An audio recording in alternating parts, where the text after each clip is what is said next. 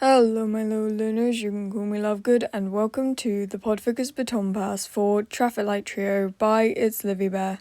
The way this works is that I'm reading chapter 32, Link's read the previous chapter, and Oak Shadow 5 will be reading the next chapter, passing along who will be reading Traffic Light Trio until the Podfic is finished. The full playlist and the link to this fic are both on my latest post, so please go and check that out. Now, on to the chapter. Summary, but not completely, yet. Midoriya Izuku listed as quirkless until just before joining UA.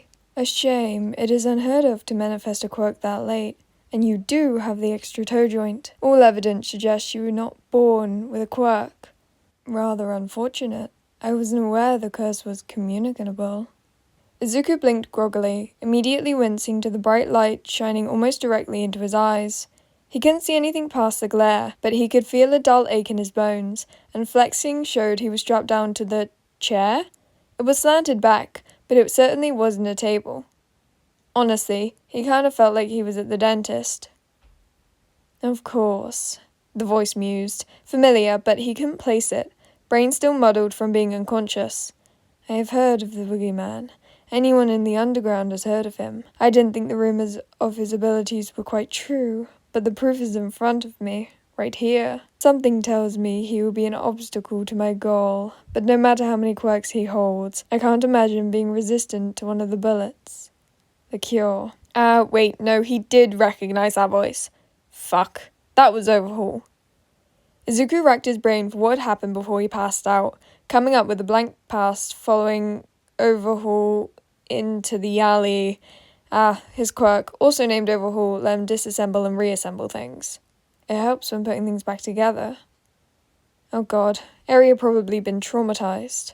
The light was moved and Overhaul peered down at him, expression disdainful.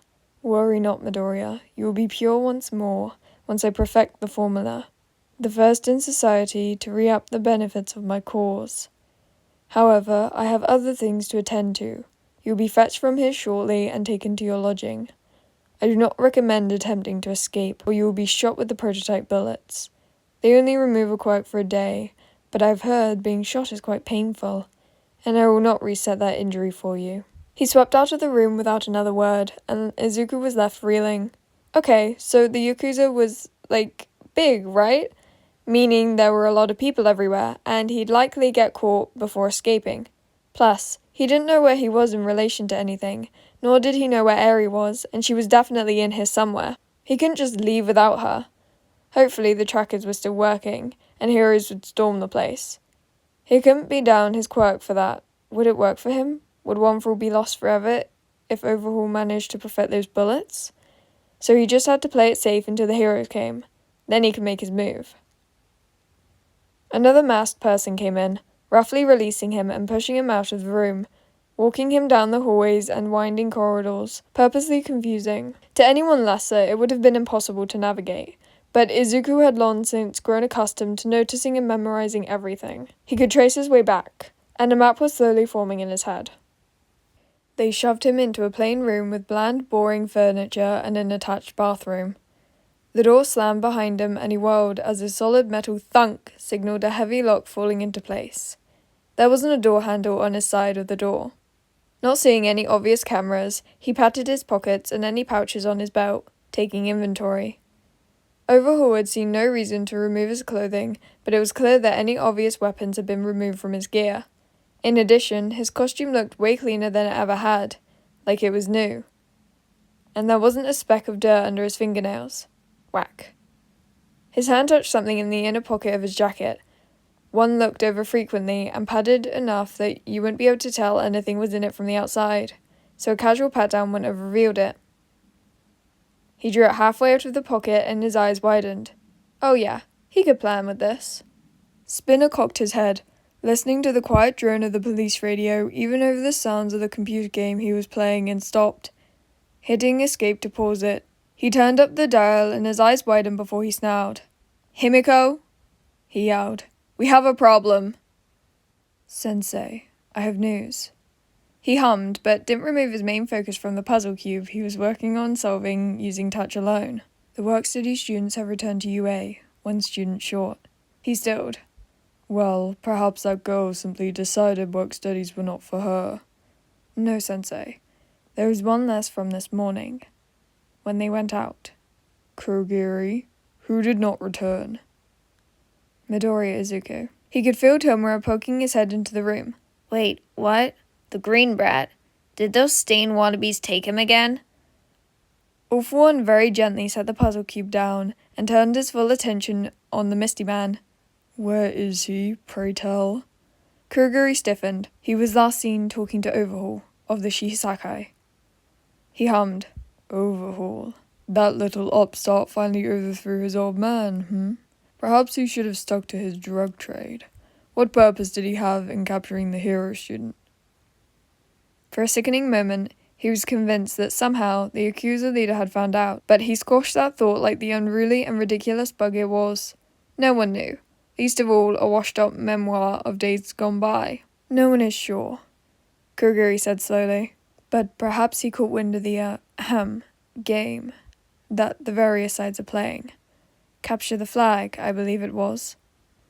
Tomura snorted. He's not even on the playing field. Sensei, can we destroy the Yakuza? I mean, we definitely don't need them. All for One nodded slowly. Perhaps this can be a good teaching opportunity. Gather information on your enemies and find out where they're holding our friend. Then, form a plan of attack.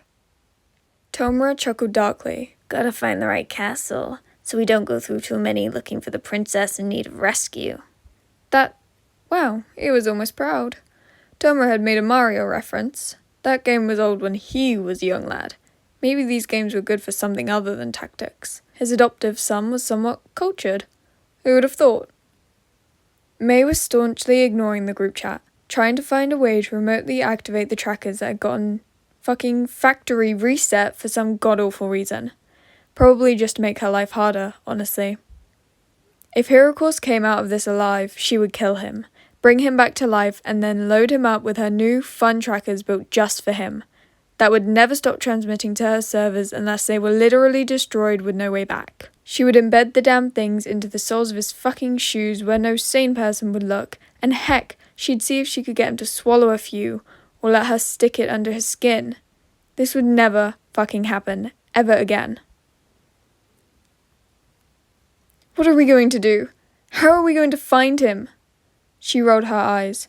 Generator, I appreciate the fact that you come to me with all of your problems, because you find us just like good friends, but also, I really don't, because you disrupt my workflow, and I'm trying my damnedest to not punt this computer into the sun because I'm far better at building shit than I am coding it. And I can't figure out how to connect the goddamn trackers without manually fiddling with them in person, but that's not fucking helpful, so I can't do shit.